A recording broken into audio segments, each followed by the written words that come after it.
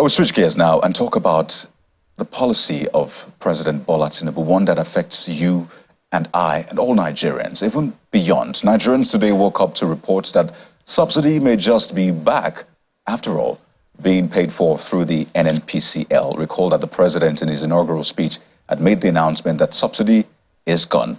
Well, the report cited a Federal Account Allocation Committee report which gave details on that. But some say it was obvious anyway for anyone who has been paying close attention to the recent trade. So let's get more insight on the program tonight. We have joining us Mr. Oluseun Winibide, who is the Director of Budget, and Mr. Kalu Aja, the financial analyst. Gentlemen, it's good to have you on the program. You know, both of you know how to look at the numbers, and for a lot of people who have been watching the price of crude oil in the international market, the price of crude in Nigeria, and of course the price of petrol over the past weeks, they've been raising questions about the state of subsidy.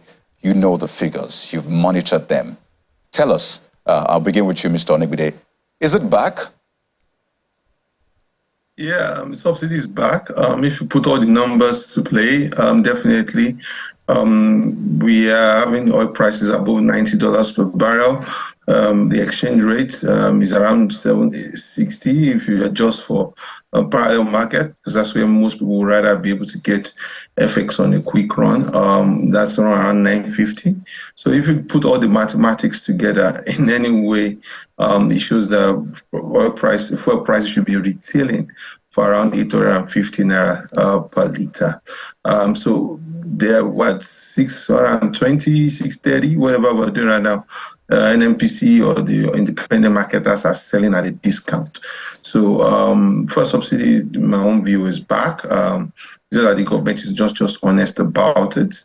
And there are two controlling factors here, I mean, for fuel subsidy. One is the price of crude. The second one is the exchange rate that you have, so that you are going to use to buy the crude. Both of them have been liberalized in quote, and they are running a liberal market. I mean, you don't have control over oil prices. Your exchange rate, you have left it at some certain level. You've allowed it to float. So definitely consequences like this are going to show up at the end of the day. It's very interesting, gentlemen, and I'd like to show you part of a statement which was released by the Revenue Mobilization Allocation Fiscal Committee, that's RAMFAC. And, you know, it's a quote, the statement released by the chairman of RMAFC, Mohammed Shehu. And this is part of what the statement said. It was a statement that reviewed the activities across board over a period of time. And it says that the Nigerian National Petroleum Company Limited, that's NNPCL, did not remit any amount into the Federation account during the period, either as profit revenue or other revenues as contained in the PIA. Goes on to say that its revenue performance could also not be assessed because neither its revenue target was disclosed nor its revenue remittance to the Federation account was provided. That's part of the statement that was put out yesterday. And let's break this down even further. So we have that even RAMFAC probing it. There's also a FAC statement that has been referenced across board. Is the return of the reintroduction of subsidy, is it necessarily a bad thing? Don't forget that Labour had said that government should not increase, or at least the prices of petrol should not go up further, that it's killing the masses. So is it really a bad thing, Mr. Onibide? I don't think it's a bad thing, but we have to be honest about implications of what we have done. Definitely, we know that increasing fuel prices would create untold hardship on the citizens. That is a matter of fact. For us, the problem with fuel subsidy is the corruption in there. I've always been an advocate for fuel subsidy removal because it's the most sustainable thing to do. But at the point, Nigeria, at the scale of the fuel subsidy, paying 4 trillion, paying 6 trillion, we used excess crude account to pay for fuel subsidy. We borrowed to pay fuel subsidy. We took Euro bonds to pay fuel subsidy. Recently, even based on the Daily Trust report, it was part of the LNG dividends that was used in paying fuel subsidy. It's just horrendous that every point that we should have used to save has been used for fuel subsidy according to an NPC for numbers that were not starting off, for numbers that nobody has been able to properly audit. So that's corruption. That has always been my problem. It looks like the government is not able to tackle it. Now we are back into that rabbit hole because we already now see that the answers on the other side are not clear. My own perception is the government can look at the exchange rate. The exchange rate is the biggest problem here. Even if our prices are retailing at $90 per barrel, but if marketers are importing, maybe at a much more competitive exchange rate, maybe that would make things much more easier.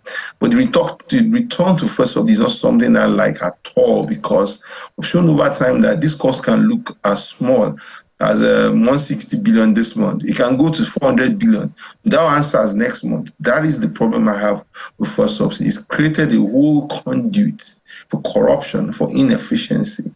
And as long as you continue to run in that single line, you're not going to get out of that logjam. That's my problem with it. So let me go to Mr. Aja now. And I know you've said quite some things about this on X, and it's generated a lot of reaction, really. And this is coming at a time when the president, in the UN General Assembly had spoken about, the removal of subsidy and how it had to be done such that there can be confidence in the system. So in terms of the optics, Mr. Aja, what do you see?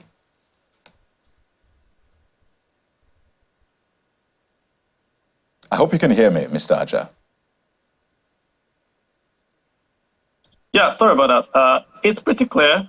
The president said no new price hikes. So once he said that, we were locked into a price. And then the Saudis and the Russians have basically reduced output. So prices have gone up to about $99, $98 a barrel. So what that means is that we're going to subsidize the difference between what the price was when he announced that and what the price is today. So the issue is it a temporary or a permanent subsidy? That's what we don't know now, because it's nothing on policy. It was introduced without a policy. It's been managed without a policy document. There's no document from the federal government saying the subsidy is back or has been reduced. Nothing. We don't have anything. So we don't know if it's temporary or permanent. But the subsidy is back. And what is most annoying, or should we say most disappointing, is that we're taking it from the dividends that should go to the federation from LNG that's supposed to be reinvested to trains and to expand the account of that sector. So we're eating our fruits for tomorrow to consume today. There is nothing wrong with the subsidy. We simply can't afford it. That's just it. We simply cannot afford the subsidy right now. So what is the alternative, really? Because a lot of people, might not be able to put themselves in the shoes of government. So is the alternative to have a nationwide shutdown? Don't forget, Labour has been clamoring for a hold today, saying it must not go further. In fact, Labour says the government should revert to the previous price. So really, it's like a very tricky situation for government. How do you expect government to act right now? There are smart ways to implement a subsidy. We have BVN. We have NIN. We are paying the subsidy at the ports. We should rather pay the subsidy at the pumps. And it's pretty simple.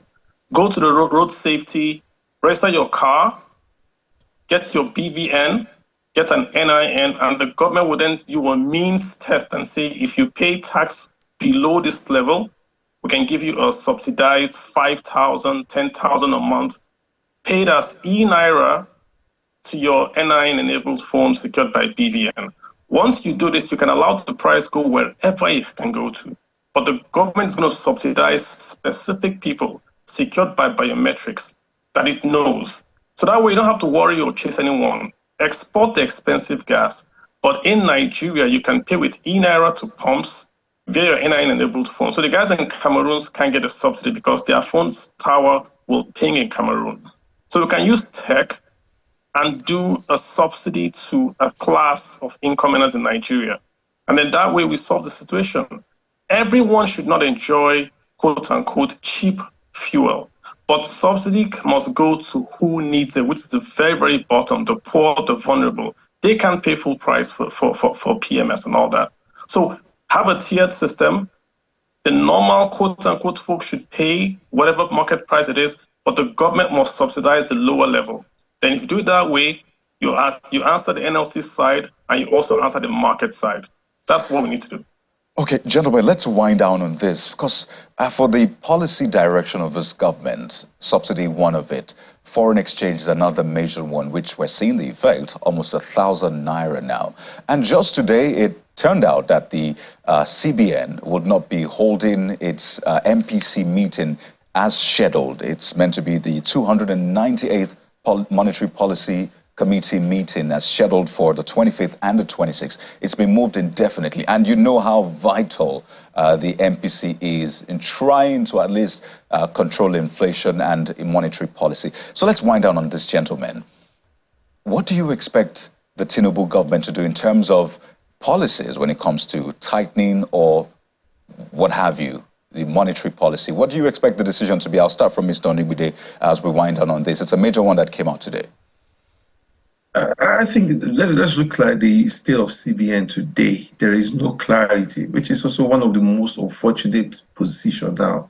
I mean, the previous guys, are they officially out? The new guys, when do they get in? I mean, those are the questions. You cannot run a CBN governor, a CBN like a private parastatal or like just another government establishment. This is the signal to the economy, you know. And so for me, not even holding an MPC meeting, you know, is a shame. I mean, it shows that there's a lack of clarity, there's lack of understanding about what exactly the way you should position your economy. You can't go to New York and make good statements and try and talk to investors, and people look at your monetary side and say that it's not cohesive. You know, who is in charge of CBN? Nobody can answer that question now. So that's for me the biggest even problem, because at the end of the day, whatever the CBN is doing with MPC rates adjustment is not working. You know, you're increasing interest rates where it's not working. Maybe can chime in also. Yeah. Let's get Mr. Aja's final words on this one. We have to wrap up now. Mr. Aja. Well, the CBN tracks inflation. Inflation in Nigeria is caused by high food prices. You can't use monetary means to bring down the price of food. So they have to stop hiking and focus on getting the price of food down. So tightening is not going to solve the problem. We need to increase the supply of food, which is 51% of the CPI. That's what's driving inflation. I think Shehu has talked about that we don't have a board. The largest economy in Africa does not have a CBN board. That's crazy. But we need to target food, even if it means a limited import. 6 months to get the food price down, consider it. We need to buy time and tighten. No tightening for now. Yep. Gentlemen, I'd like to thank you so much for taking time out of your schedules to speak on this matter. Mr. Olusegun Onigbude, I know you've been attending events on the sidelines of ONGA, as well as Mr. Kalo Aja. Thank you for the insight on the program this evening.